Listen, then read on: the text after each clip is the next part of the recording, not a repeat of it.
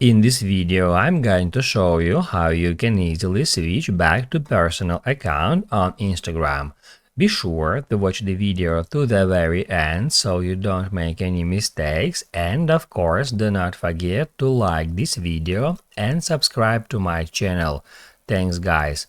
So let's get started, and first off, open up Instagram app, then go to your profile, tap at menu and select Settings and Privacy.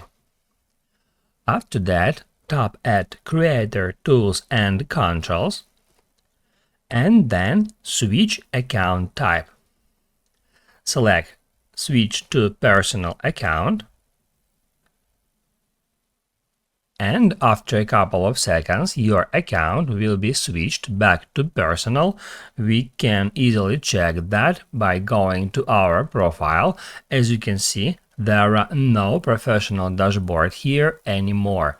That's how you can easily switch your account back to personal.